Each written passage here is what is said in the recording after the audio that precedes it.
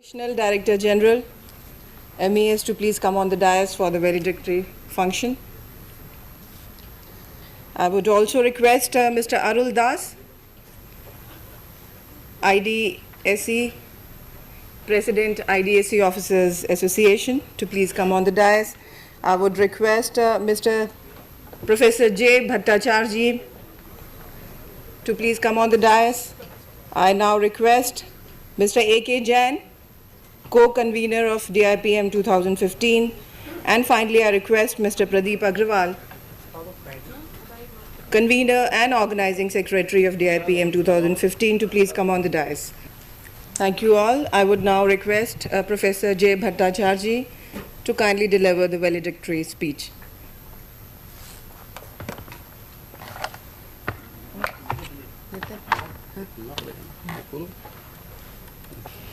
Good afternoon, dignitaries on the dais and off the dais. Now we are at the end of this seminar sessions. I must share a bit of my experience in conducting this seminar. In fact, earlier it was amply brought out that time was very short, 45 days and all. And when I came in picture, that time may be at that time 30, 34 days, 35 days. And initially we were not getting response from officers regarding papers and all. But with lot of persistence and all, with my own contact, previous contact and all, and Mr. Pradeep Agrawal, who has taken real active this thing, I must compliment him. When he has done, it is amazing. And that is how we started getting papers and all. Ultimately it was crossing almost, it was coming to 60 and all. Then I told, let us stop it. We can't take on more. And ultimately almost 50 papers were selected. And few papers could not be ultimately published. It is partly because of my fault.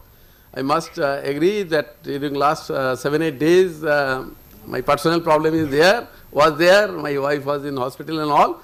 So that is how I could not concentrate, and some mistakes will be there in the booklet. I am admitting first itself. Some commission may be there because last moment I could not concentrate on this, see on these things. But on the whole, we try to do our best, and 47 papers were published. Out of these, 12 papers was presented today. But based on the whatever paper we have received, because after all we could not present most of the papers, though all of are their most valuable one. And based on this, I have made a list of some major recommendations, because after all, at the outcome, what it is that we have to say, we have to send some our recommendation for the seminar, and so that it becomes a future guidelines also, how to go about in future similar way. So based on this, recommendations are like this.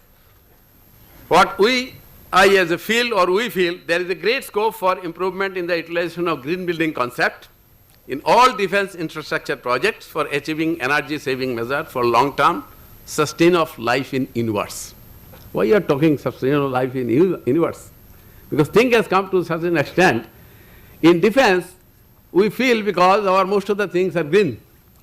Delhi Cant is different from others because we have got a lot of land, we have got luxury of this, but this will not remain like that, because in defense also a lot of infrastructure has to come, and they cannot get more land under any case. Rather, they may have to squeeze some land. In some cases it is happening. So we have to go for green building, green concept in a big way. The proper planning and execution of work on ground considering green building concept will ensure better productivity, well-being of the occupants, cost effectiveness considering the life cycle cost in mind. This word I am using because life cycle cost word actually in government parlor it was not there, but now people have started realizing, if I am investing now 1 rupee, if building has to live for 50 years, how much total cost it will involve? So instead of sending 1 rupee, 1 rupees 25 paisa may be worthwhile if my life cost is not increased or get reduced. So that concept has to come. So initial investment, even if you have to make little more, like green building concept, once you try to execute on ground, there may be some cost increase initially, but payback period is very less. Then our defense infrastructure projects need to be planned, executed, keeping in mind to prevent adverse effect of global warming. Everybody is talking about global warming and their impact on water, environment everywhere. There is great potential to promote utilization of solar power in all infrastructure projects to enhance India's energy security, to combat climate change, and to reduce poverty. In fact, why you are talking poverty will be reduced? Because after all, our resource is limited. If we are spending too much money on our luxury of having energy spending more, then ultimate sufferer is whom? Some certain section of society. So we cannot afford to do for a very long time. There is a great scope for reducing energy consumption by more than 40% by using concept of green retrofitting. We are talking about now retrofitting.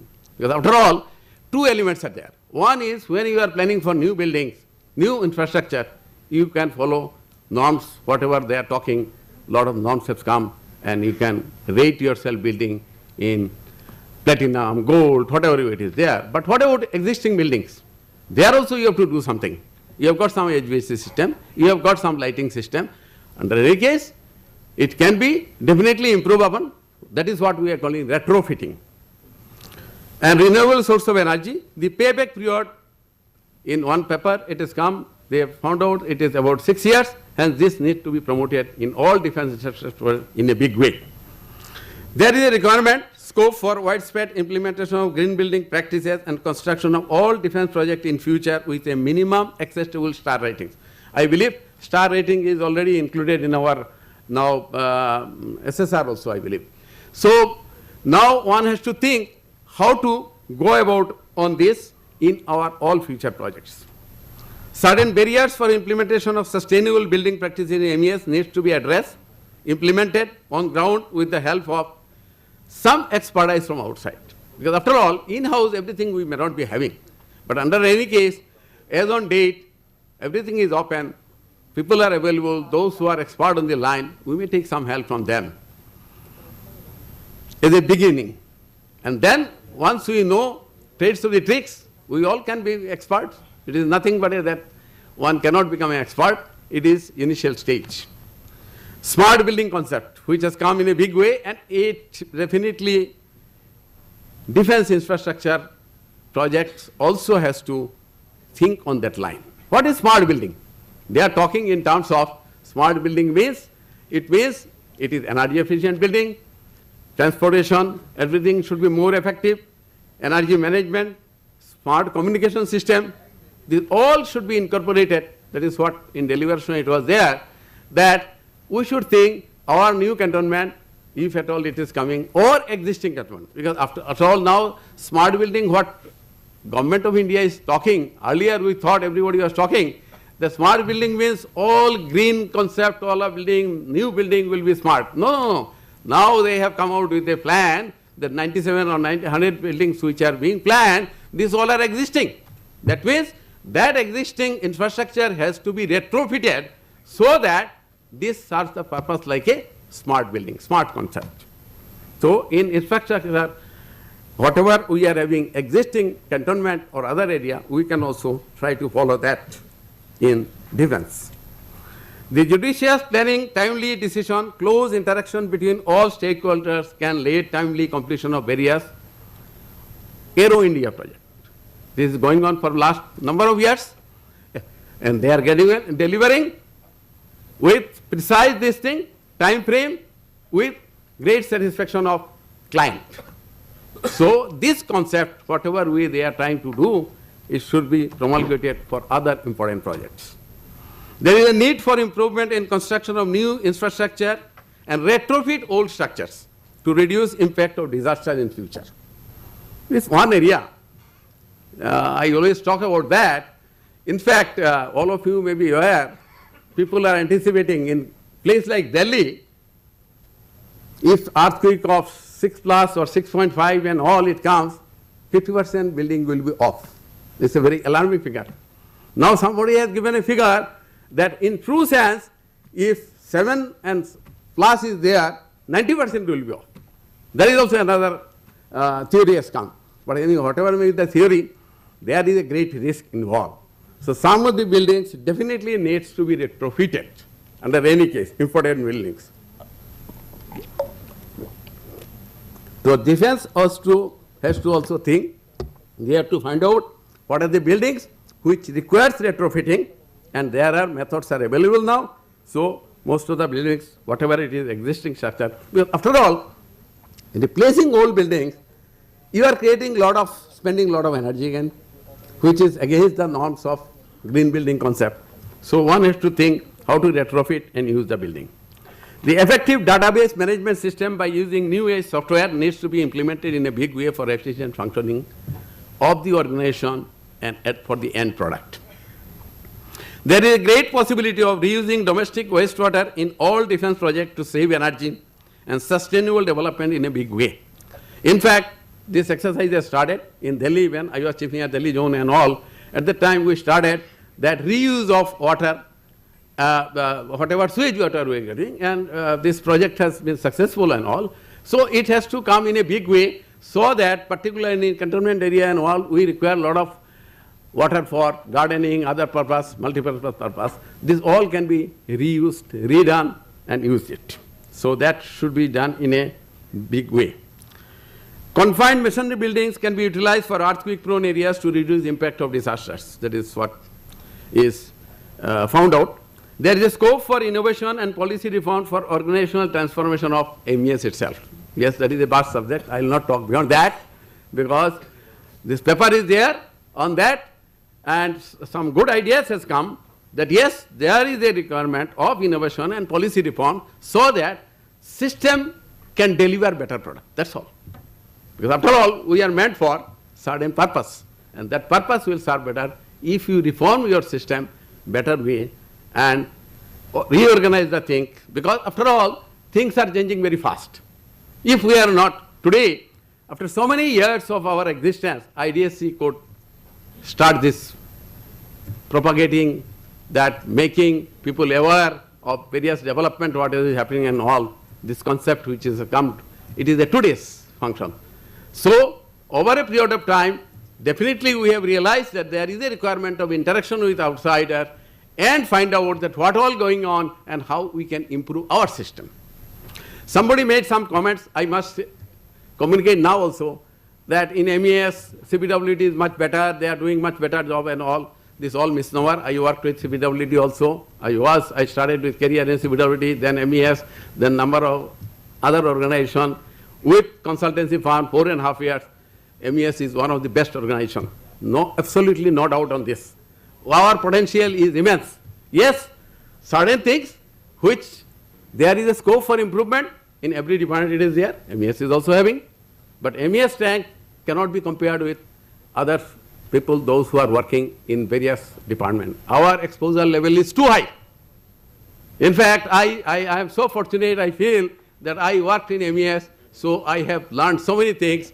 I can sell myself anywhere I go because I know so many things, because diverse planning, designing, execution, various types of things we undergo. So all ideas of sir, I must say that you try to expand your horizon, you see sky is the limit. There is a requirement of reforms in contract management in MES, which one paper was also there for efficient delivery. There is a scope for restructuring of General Chief Engineers headquarters for efficient functioning, yes. We feel that General Chief Engineer office is unnecessarily burdened with too many officers and all these things. This everybody is aware, and a lot of project organization could be evolved with less much cost.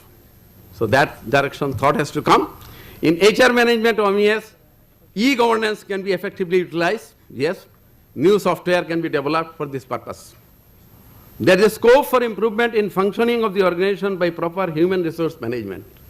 This is a very, very valid thing. After all, beyond the everybody is the human.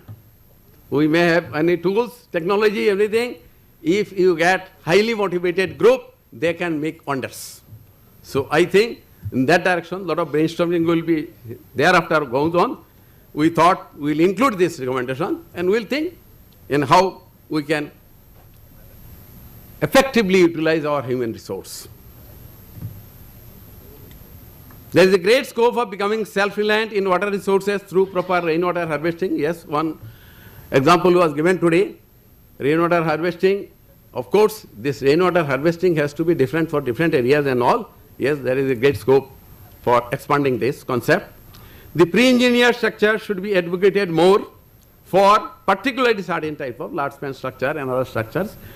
A lot of pre-engineered structure is coming. In fact, pre-engineered structure main advantage what I have also felt as a consultancy organization when I was working with Getty Eastern for 4.5 years, because it can be delivered in a proper planning if it is there. Within 6 months, factories was made, they started production.